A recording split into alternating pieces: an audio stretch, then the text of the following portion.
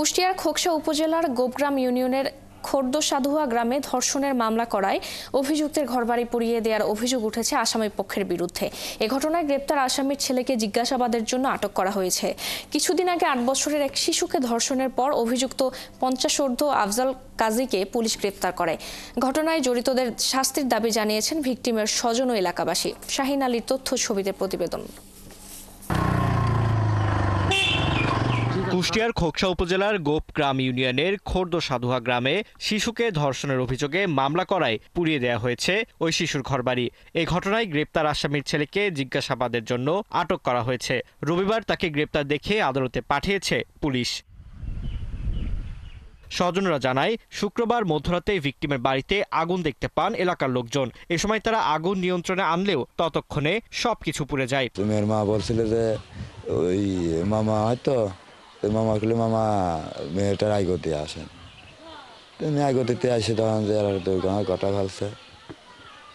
এই তারপরে আছে ২-৩ দিন পরেই আছে ধরেন যে এরকম ঘরে আগুন ধরা যাচ্ছে। আমার নাতিনি নিয়ে গেছিল কি কামে, কোন কারণে এই ঘটনা করলো আমার বিচার চাই। পুলিশ ও এলাকাবাসী জানায়, ১ এপ্রিল খোর্দসাধুয়া গ্রামের আফজাল হোসেনের বাড়িতে পেঁয়াজ কাটতে গিয়েছিলেন ভিকটিম ও তার মা। রাতে ভিকটিমকে বাড়ি পৌঁছে দেওয়ার কথা বলে বাঁশবাগানে নিয়ে ধর্ষণ করে আফজাল হোসেন। বিষয়টি প্রথমে স্থানীয়ভাবে সমাধানের চেষ্টা করা হয়। পরে বিষয়টি জানাজানি হলে ৩রা এপ্রিল খোকসা থানায় নারী শিশু নির্যাতন দমন আইনে মামলা করেন ভিকটিমের মা। ওই দিনই পুলিশ ধর্ষক আফজাল হোসেনকে গ্রেফতার করে আদালতে পাঠায়। আমরা এলাকাবাসী হিসাবে এই আগুনের পুরানো আমরা সঠিকভাবে বিচার চাই।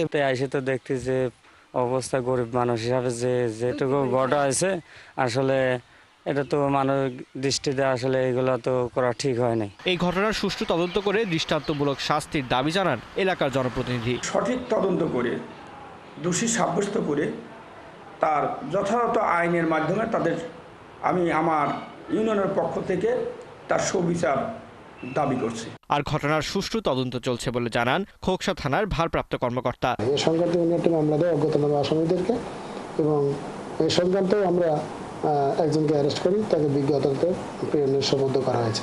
এদিকে আগুনের ঘটনার পর আফজালের পরিবারের কাউকে খুঁজে পাওয়া যাচ্ছে না। ফাদিন নীরব, ৭১।